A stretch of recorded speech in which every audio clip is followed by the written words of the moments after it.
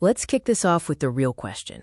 How can a continent this rich still be this poor? This module gives us the answer, and trust me, once you see it, you can't unsee it. Welcome to the Comprador Class, the gatekeepers of African poverty. This is where we dig into the uncomfortable truth. Many of the leaders who look like us don't act for us. And that's not an accident. It's a system. This slide sets that tone right away. Why our leaders look like us, but act like foreigners. Throughout this module, part of the Pan-African Political Economy series, we're going to break down how Africa's political and economic system was engineered to keep resources flowing out and keep ordinary Africans struggling. We're talking proxy colonialism, elite capture, capital flight, the full architecture of modern extraction that this Comprador class helps maintain. And here's the powerful part. By the end of this session, you'll be able to spot the patterns, not just in history, but in today's headlines, in today's budgets, in today's politics. You'll see exactly how this system operates, how it survives, and why individual leaders alone can't fix it. So this first slide is our doorway into the truth. Africa isn't failing. It's being managed for someone else's success. And this module, part of the GriotWave Masterclass, is about reclaiming the lens so we can understand what's really going on behind the scenes. Alright, before we dive into the heavy stuff, let's get a quick roadmap of where we're headed, because this session is packed. This module is built like a journey, and each stop helps us understand the next. So here's what we're covering today. First, why our leaders act like foreigners. We start with the big paradox. Why do leaders who look like us act like foreigners? This sets the tone for everything else we're about to unpack. Second, defining the comprador. Before we talk about systems, we need to define the key player. Where did this class come from? How are they made? What makes a comprador a comprador? We break down the origins, the anatomy, and the production of this elite group. Third, historical deep dive. We're going to look at real case studies across decades, Nigeria, Kenya, Angola, DRC, to see how elite capture actually plays out in practice. When you see the pattern across countries and timelines, it becomes impossible to ignore. Fourth, follow the money. This is where it gets eye-opening. We'll trace the pipelines. Lagos to London, Nairobi to Dubai, Luanda to Paris. When you follow the money, the whole architecture becomes crystal clear. Fifth, proxy colonialism. This is the big concept of the module. How colonialism didn't end. It evolved. Same extraction, new managers. We break down exactly how this remote control system works today. Sixth, the evidence around us. This is where it gets relatable. 6 tests you can run on your own government right now. Education, healthcare, capital flight, patronage. You'll see how the system shows up in daily life. Seventh, breaking the pattern. Finally, we end with hope. Not vague hope, but real structural change. Lessons from history, present-day alternatives, and what it actually takes to dismantle this system. By the end of this session, everything you think you know about post-colonial Africa will look different. This slide is your map. Now let's start the journey. Now we're stepping into section 1, and this is where the whole story really starts to take shape. This section is titled, Why Our Leaders Look Like Us, But Act Like Foreigners. And honestly, that line captures one of the deepest political puzzles across the continent. What we're about to explore is the central paradox of post-colonial Africa, a paradox every African has felt, whether consciously or not. We elect leaders who share our language, our history, our culture, but once they enter office, their decisions, their priorities, and their behaviors often seem aligned with forces far outside our borders. This section helps us answer the big questions.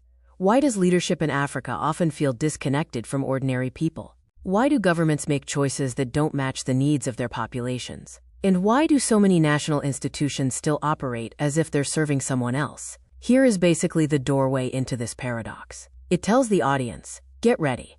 We're going to break down exactly how this happens, why it keeps happening, and why it's not about individual personalities, but about a structure that shapes them.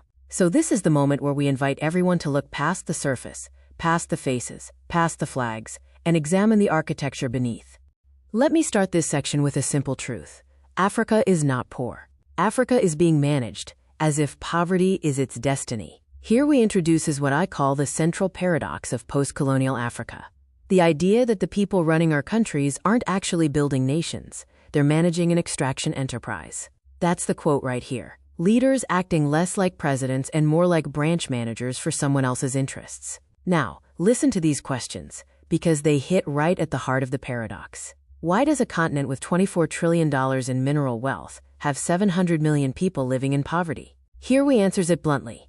Because those who control the resources are paid to export them, not transform them. Why do we see endless announcements of big infrastructure projects but almost none get completed? Because in this system, the announcement, not the bridge, not the road, is where the money is made. The value is in the kickback, not the construction. Why do election cycles promise transformation, yet almost nothing fundamental changes? Because elections switch the personnel, but the architecture of extraction stays intact, untouched, and protected by the very people stepping into office. And here's the question that always lands hardest. Why do African leaders trust foreign hospitals, foreign banks, foreign schools, but not the systems they themselves oversee? It's right here on the slide. Because their job, in the logic of this structure, isn't to build the services they avoid. Their job is to maintain the machine that moves wealth outward. This is the moment in the talk where I want the audience to feel the shift, the realization that what we call bad governance isn't random, and it isn't cultural. It's structural. It's designed. It's inherited. And in this section, we're going to pull that structure into the light, piece by piece, so we can finally understand why our leaders look like us, but act on behalf of someone else. Let's pause and picture Africa at independence, full of hope, promises, and certainty that a new future had begun. But the contrast between what independence promised and what 60 years delivered is devastating. Education, universal, high-quality schooling was the goal. Today, 40% of children don't finish primary school. Nearly half of the continent is denied basic education. Healthcare. Independence promised functional health systems, yet leaders themselves seek treatment abroad, revealing their own lack of trust in the systems they built. Infrastructure. We imagined connected cities, reliable power, and clean water. Instead, power cuts, poor roads, and water shortages define daily life in many communities. Rule of law, strong institutions, and accountability were promised. Today, many of the world's most corrupt states are in Africa, not due to inherent corruption, but because systems often reward it and punish accountability. Economic sovereignty. Africa dreamed of owning its wealth, yet over 70% of mining assets are foreign-owned. The resources lie here. Ownership lies elsewhere. Ending exploitation. Independence was meant to stop extraction, yet over $189 billion leaves Africa annually, more than the continent receives in aid or investment. The truth. Africa didn't fail independence. Africa was never granted access to the promises of independence. The systems inherited, economic, political, and structural, were never built for development, but for extraction. And the next slides will show how that system survived, and who keeps it alive. Now I want to show you something that often shocks people the first time they see it. We have two figures side by side, the colonial administrator and the post-colonial elite. Two different eras, two different uniforms. But look closely, the function is the same. That's the point of this entire slide. Same function, new outfit. Let's walk through this transformation. Before independence, the colonial administrator. This figure, the colonial administrator, was not chosen by the people.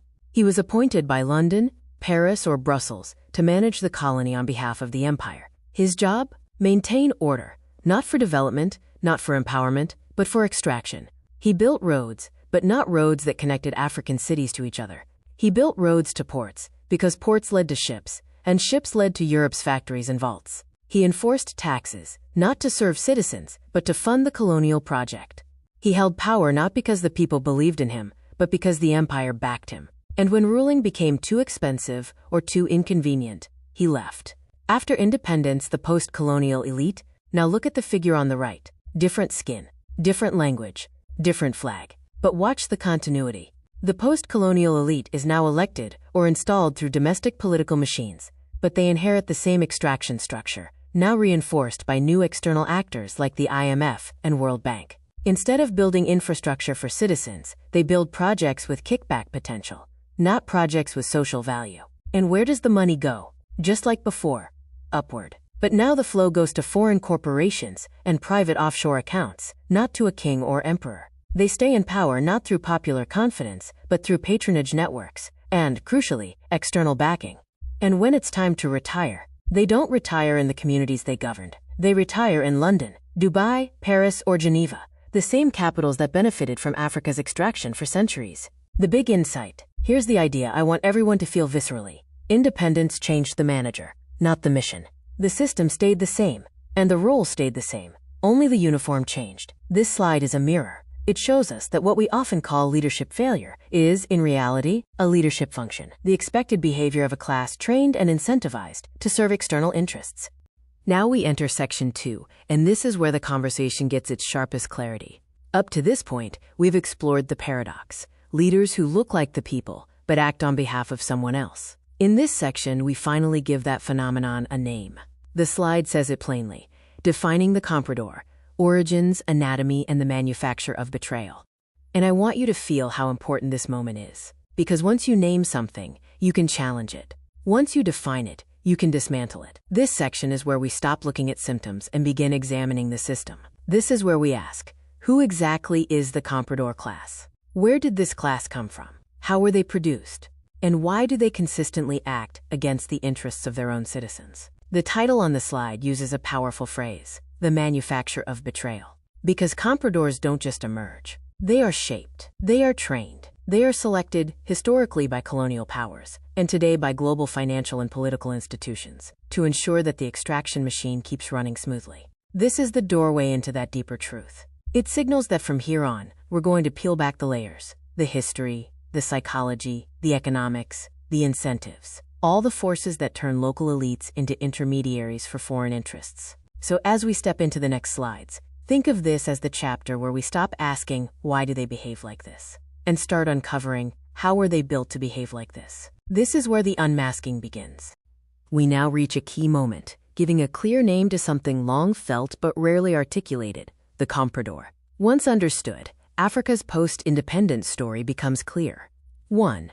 Etymology: comprador comes from Portuguese for buyer. Historically, it referred to local Chinese agents who managed markets for European companies, not owners or producers, but intermediaries ensuring foreign interests operated smoothly. 2. Marxist definition. In Marxist political economy, the comprador class is a group in a colonized society whose interests align with foreign capital over the domestic working class, acting as brokers that enable extraction. 3. African political economy, Fanon. In Africa, this class includes politicians, military officers, businessmen, and technocrats who use state power to transfer resources outward for personal gain and foreign protection. This is a structural role, not a moral insult.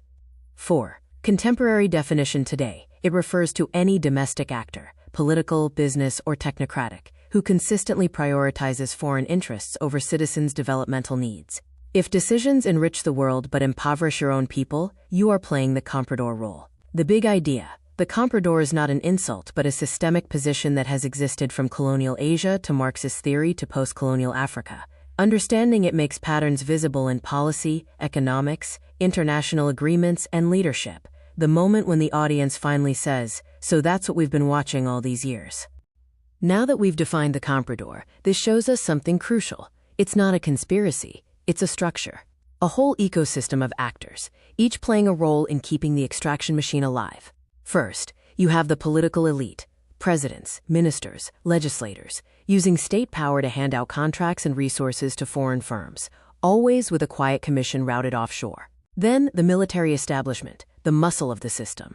Their job isn't national security, it's regime security. In exchange, they receive procurement deals, land, and guaranteed impunity. Next are the business oligarchs, billionaires whose fortunes come not from innovation, but from political access, import monopolies, and no-tender contracts. Then the technocrats, central bankers, finance ministers, IMF-trained economists, enforcing policies that prioritize debt repayment over jobs or industry. These are the system's respectable operators. And you have the professional class, lawyers, bankers, accountants, who design the offshore routes, shell companies, and transfer pricing schemes that legally move African wealth abroad. Finally, the cultural gatekeepers, media owners, academics, religious leaders, shaping narratives that normalize this system and make underdevelopment feel inevitable. This reveals the truth. The comprador class isn't one person or one office. It's a full supply chain of collaboration. And once you see how each part fits, the whole system becomes impossible to ignore. This slide tells a story many people miss. The colonial powers didn't leave Africa. They prepared replacements. And they did it in 5 deliberate steps, each one shaping the modern comprador class. Step 1.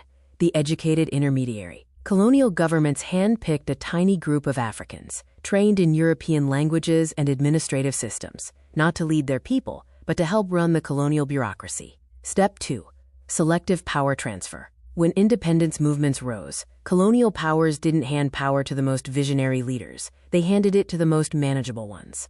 Radicals like Lumumba and Sankara were removed or killed, while compliant leaders were elevated. Step 3. Economic dependency lock-in. New African states inherited colonial debt, colonial currencies, colonial trade agreements, and infrastructure designed for extraction, not development. Independence came with chains attached. Step 4. Structural adjustment reconditioning. When African states tried to industrialize, the IMF and World Bank stepped in. Privatization, deregulation, and cuts to state capacity rewired economies back toward foreign dependence. Step 5. The perpetuation mechanism.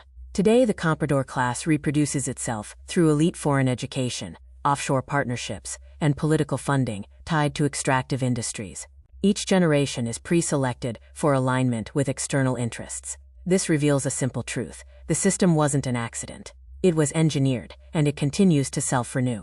This brings us to one of the most important voices in anti-colonial thought, Frantz Fanon. And what's remarkable is this. Fanon saw the entire Comprador system before most African nations were even a year old. He wrote that the post-colonial elite would become a class completely canalized into activities of the intermediary type, a class that doesn't produce, doesn't innovate, doesn't build, but simply sits in the middle, taking a cut as wealth moves outward. He called it the racket, and he meant it literally. A protection scheme. Elites protecting foreign capital from their own people in exchange for their own enrichment. And here's the astonishing part.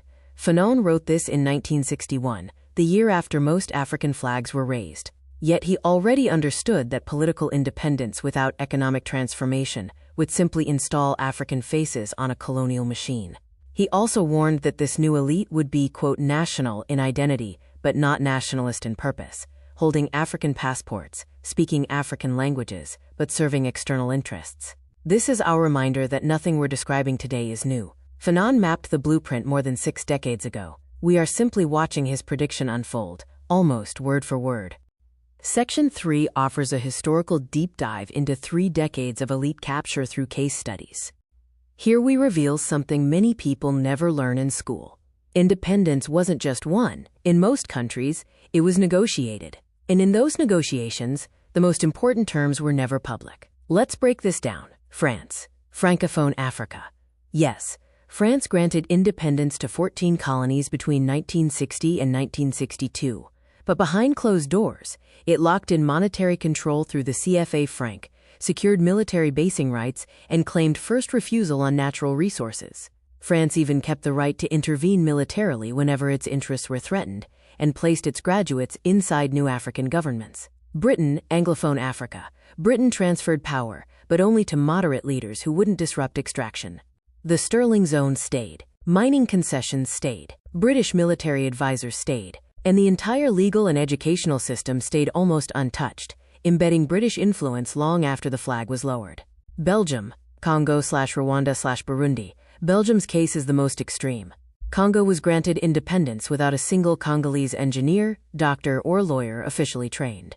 Lumumba, the one leader demanding real sovereignty, was dead within 7 months. Mobutu, who protected extraction, ruled for 32 years with Western backing. The truth. This slide exposes. Independence changed the flag, not the framework. Colonial powers didn't leave empty-handed. They left with contracts, currencies, militaries, and elites aligned to their interests. This is the moment in the presentation where the audience realizes the game wasn't ended in 1960.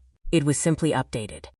Here we get one of the clearest, most brutal examples of how the Comprador system operates, not as theory, but as lived reality. We're looking at the Abacha era, a 5-year window where an estimated $3 to $5 billion was stolen directly from Nigeria's oil revenues. Think about that. 1 man, 5 years, billions gone. How did it happen? Abacha controlled the NNPC, the State Oil Corporation, and diverted oil revenue before it ever reached the national treasury. The money flowed straight into foreign bank accounts he and his family controlled, especially in New York, London, and Paris. But here's the important insight. He didn't do it alone. Citibank's private banking division opened accounts for the Abacha family without proper due diligence and managed over $110 million for them, and no executive was prosecuted for it. This is the Comprador ecosystem: local looting, global laundering. The also highlights London real estate, Mayfair, Kensington, bought through opaque UK property laws that allowed stolen Nigerian oil money to disappear into expensive addresses with zero scrutiny. And then there's Switzerland. About $700 million sat in Swiss accounts for years. When funds were finally returned, even that recovery process was controlled by external institutions. The World Bank oversaw how Nigeria could spend its own returned money. And the big lesson at the bottom of the slide? The question isn't why was Abacha so corrupt? It's what kind of system made corruption this easy, this rational, and this protected for 5 straight years? This shows us corruption in Africa isn't about rogue individuals. It's about structures designed to reward extraction and punish accountability. This takes us to Kenya, a country that shows us how elite capture can become generational. Not one leader, not one era, but a continuity of power that adapts and survives. We start with Jomo Kenyatta, the independence hero. At the moment Kenya could have reimagined land ownership, he negotiated a deal that kept vast settler-owned land structures intact and allowed his allies to quietly buy up the most valuable plots at extremely favorable terms. It wasn't redistribution, it was consolidation. Then comes Daniel Arap Moi. His Nyayo philosophy literally meant follow in the footsteps. And he did. He expanded patronage, scholarships, land, favors, into a massive political loyalty machine. Even early scandals like Goldenberg were symptoms of a system becoming more confident, not more corrupt. By the 1990s, the Goldenberg scandal explodes. Billions paid to export gold. Kenya didn't even have about 10% of the country's GDP evaporating through politically connected networks. Then Mwai Kibaki enters with a promise of reform, but even he is pulled into the gravitational field. Anglo leasing, ghost companies, inflated contracts, and whistleblowers forced into exile. And finally, the loop completes with Uhuru Kenyatta, son of the founding father. The family now owns 500,000 acres of prime land, and scandals like the Eurobond raise serious questions about where billions actually went. The pattern is crystal clear. In Kenya, elite capture didn't just persist, it became a dynasty. A system that doesn't just survive each leader, but selects the next one. This shows us that in some countries, the Comprador class isn't just a group, it's a lineage. This takes us to Angola, one of the most striking examples of how a country can be overflowing with natural wealth, yet emptied out through elite extraction. For 38 years, José Eduardo dos Santos ruled Angola, and during that time his family accumulated astonishing personal wealth. His daughter Isabel alone reaching a net worth of $41 billion at her peak. Yet during that same period, 94% of Angolans lived on less than $5.50 a day. That contrast is the story of the Comprador system in one statistic. The slide shows how state assets were quietly transferred into the hands of the Dos Santos family through control of Sonangol, Unitel, Banco BIC, and other state-linked companies. This wasn't corruption on the margins of the system, it was the system. The Luanda Leaks investigation revealed the global network that enabled this. Western consultancy firms, law firms, and banks in Portugal, the Netherlands, Malta, Dubai, all taking fees to make extraction look legitimate. It's a reminder that Comprador elites don't act alone, they operate with a full international support team. And then there's the oil paradox. Angola was making over $60 billion a year during the boom, yet Sonangol, the state oil company, functioned like a private treasury, bypassing government oversight entirely. The result? A city like Luanda became one of the most expensive places in the world for foreigners, while the majority of Angolans lived in musekis, informal settlements without running water or reliable electricity. The message is simple and devastating. In Angola, 2 nations existed side by side, one for the elite and one for everyone else, and both were built on the same oil. This gives us one of the most dramatic demonstrations of the Comprador system at work, the story of the Democratic Republic of Congo, a nation with resources valued at $24 trillion, yet one of the poorest countries on earth. We begin with Mobutu Sese Seko, the archetype of the African strongman. Mobutu amassed an estimated $5 billion in personal wealth, while 80% of Congolese lived on less than $1 a day. And he didn't hide it. 11 palaces at home, a chateau in France, even renaming the entire country to reflect his personal power. But Mobutu didn't rise alone. He was installed with CIA support after the assassination of Patrice Lumumba, the one leader demanding true control over Congo's mineral wealth. Western powers backed Mobutu, because he guaranteed access to copper, cobalt, and coltan during the Cold War. Then comes Zairianization, a fake nationalization. Mobutu seized foreign businesses, not to give them to the state or the people, but to hand them to his friends. Production collapsed, and 4 years later he quietly reversed the policy, but only after extracting everything he could. And even after Mobutu fell, the model continued. The Kabila dynasty took over, with new foreign patrons, and the eastern DRC became home to a $1 billion a year shadow economy, controlled by militias and neighboring countries, profiting from smuggled minerals. The final punch of this slide is the cobalt EV paradox. DRC produces 70% of the world's cobalt, essential for every smartphone and electric vehicle. Tech giants depend on Congolese cobalt, yet the average miner earns $2 to $3 a day. A Tesla costs $55,000.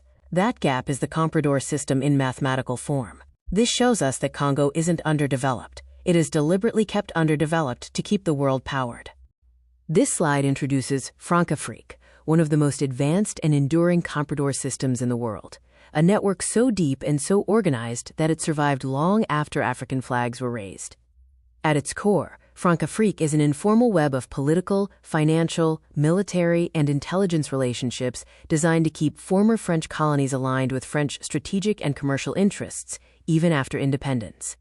France intervened militarily in Africa more than 50 times between 1960 and 2014, almost always to protect friendly regimes, not African citizens. That's not foreign policy, that's remote control governance. Then there's the CFA franc, a currency system pegged to the euro and managed through the French treasury, where African nations were required to deposit 50% of their foreign reserves until 2020. Monetary sovereignty was never truly theirs to begin with. Inside the Élysée Palace, France even maintained an Africa cell, a shadow structure allegedly coordinating cash payments and political influence across the continent. The hidden operating system behind the official diplomacy.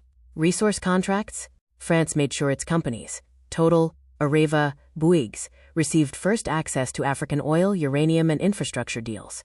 Leaders who resisted, like Thomas Sankara, faced destabilization or worse. Sankara himself was assassinated in 1987 with documented French involvement. But today, something extraordinary is happening.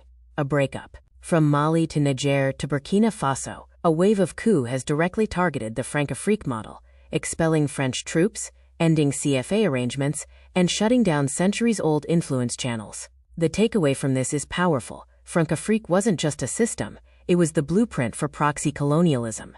And now, for the first time in decades, that blueprint is being challenged.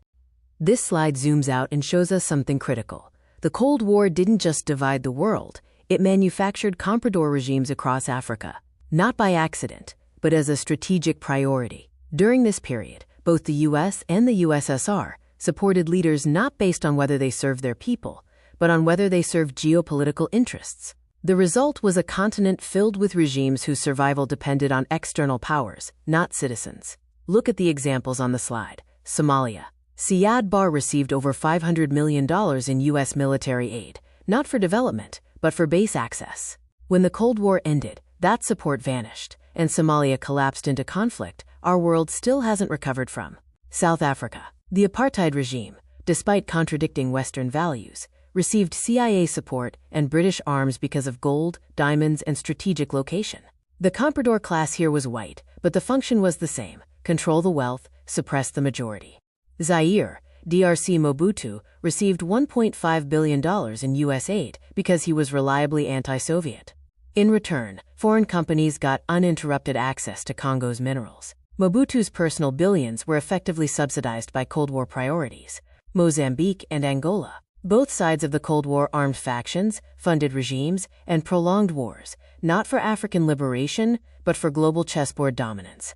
Angola's civil war alone killed 500,000 people and displaced 4 million, while both the US and USSR armed their preferred actors. Uganda. Idi Amin was initially supported by Britain and Israel because he seemed strategically useful. When he became inconvenient, they abandoned him. But the damage was already done. The core insight. This shows us that the Cold War didn't just shape African politics, it entrenched the Comprador class.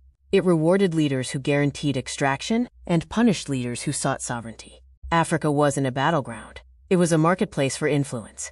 And the people paid the price.